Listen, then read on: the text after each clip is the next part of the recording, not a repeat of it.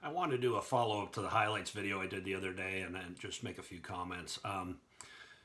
I got a lot of messages from members and they're upset, they're angry, many emotions presented to me by them about how the company put together this highlight sheet after, as long as we've been in negotiations, and how downright angry they are at how the company's approached us as a negotiating committee. And quite honestly, I'm glad to see that type of reaction. And I hate that we have to have that reaction, Doug Parker talks about this culture change that he wants us to embrace, yet we don't see it. We don't see it. Richard Branson talks it, walks it, does it. Herb Kelleher, when he ran Southwest, talked it, walked it, and delivered. And now we see this next generation of people that just want to, fluff. They want to tell a story and believe what we're saying and trust us. And trust comes from proof. And I heard Robert Isom say the proof is in the pudding in one of his videos the other day, and yet there's no pudding. In fact, what I see is a glass full of something else. Here's the deal. We've been around a long enough time to understand that job loss, the term attrition, Americans love that term attrition, means nothing more than outsourcing or loss of our work to someone else. And I got to focus on this because I think that's a key component of what we need to get into everybody's minds, is that the company is trying to trick us. No better way of saying it, but trick us into believing or rationalizing that attrition or no job loss or your job secure but nobody coming in behind you is okay. And that's not okay. That's not what we're fighting for, and that's not what we've fought for a long time. And I hear it quite a bit from people. Well, we don't need to worry about the next group of people coming in the door. Actually, you do, because when your work starts going out, and this has been proven time and time again, stations close, people move, and you slide backwards into worse off shifts for most people, being at night shift or at days to afternoons, afternoons to nights. Nights, quite honestly, folks start leaving when they work for a company that they don't feel great about. And in fairness, another video, I saw some pilots talking about how they recommend people go work somewhere else rather than American. And this culture has to change, or Doug Parker has to do something significant to show this culture change that he keeps talking about. It's been years, and it's long enough.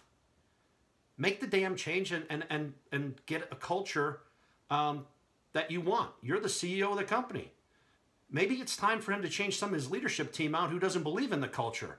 That might set the tone. I can tell you that in line maintenance for sure, there's a lot of room. And it starts right at the top. And until he starts making some moves and showing people that he is the CEO that's going to cultivate change and do things differently, quite honestly, we're not going to buy into it. So there's that piece of it. Paul Harvey talks about, back in the day, if you're a little bit older, the rest of the story. And believe me, underneath the highlight sheet is the rest of the story. And again, it's a sad story. It's not a sad story. It's actually a disgusting story about taking what was promised to us. And when I say what was promised, keep in mind, Doug Parker made promises way back when to get this merger done to the unions. And he asked for their help. And he made commitments. And he made promises. And now it's all smoke and talk.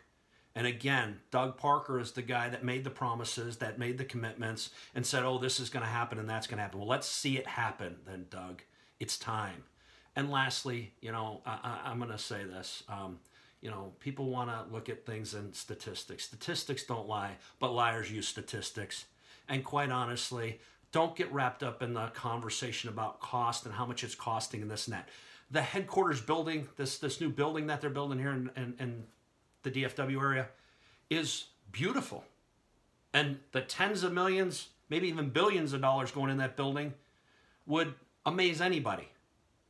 We want the money in our pocket. We want to be able to treat our kids to the things that they deserve and retire with dignity and have some sort of ability to retire with some sort of medical when people have blown their backs out or their knees out or every other part of their body out.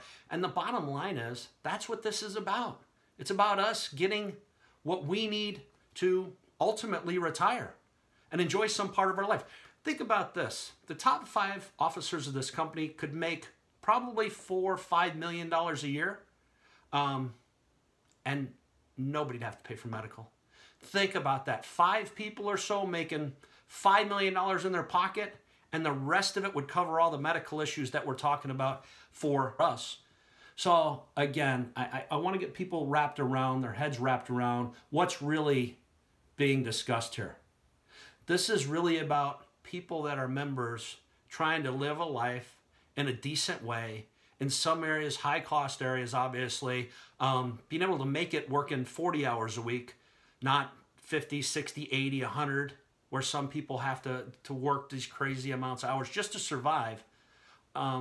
Comparative to the leadership of this company, just the top 5.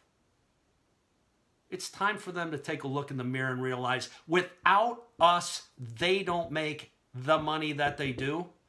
And it sickens me that they're putting tens of millions of dollars in their pocket and look at us like, why would you even think you should have decent medical and we should pay for it? Because the reason we need the medical is because of the work we do in the environment we work in, making this company successful. I just hope everybody thinks about that. I apologize for some of my tone, but the bottom line is I am angry and you should be too. I'm angry at how we're looked at almost like a second class of people to the management and leadership team of this company.